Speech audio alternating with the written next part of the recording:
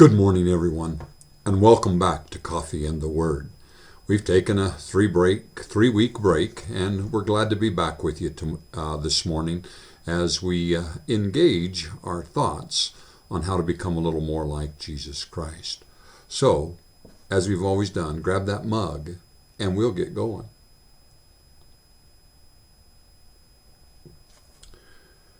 As we return to Coffee and the Word this morning, remember that we choose a small portion of Scripture, and then we try to apply it to our lives so we can become a little more like Jesus today than we were yesterday. As we resume this week, I am going to move on to a series of devotions from Lisa Ham entitled Devotions from the Mountains. Our first one is entitled A Higher Perspective. For my thoughts are not your thoughts, neither are your ways my ways, declares the Lord.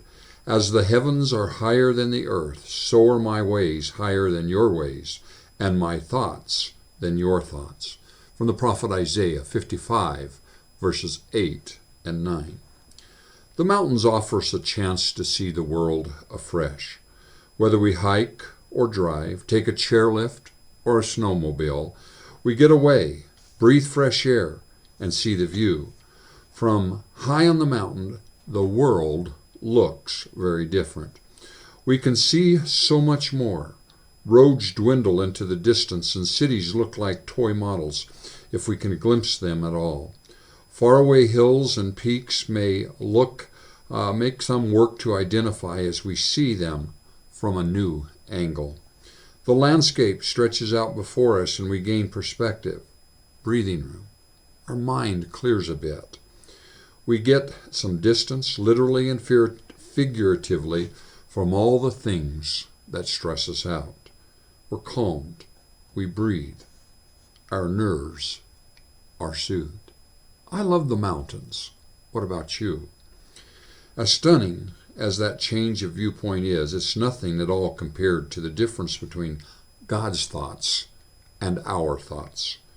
He sees everything, knows everything, understands everything. His thoughts and ways are unimaginably higher than ours. And He's love. Because we are secure in His love, we sometimes lose sight of how holy and how awe-inspiring that God is.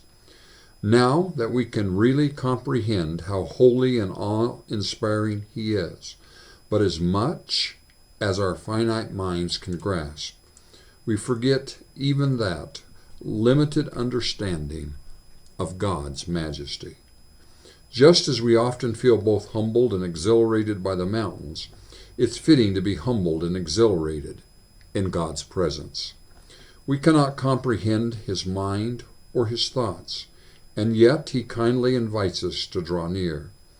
As it says in Micah 6:8, He has shown you, O mortal, what is good. And what does the Lord require of you? To act justly, to love mercy, and to walk humbly with God.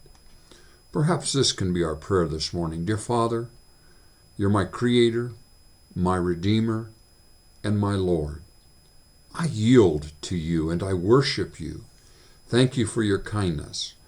Please shepherd me through this day. Be blessed and have a grace-filled day.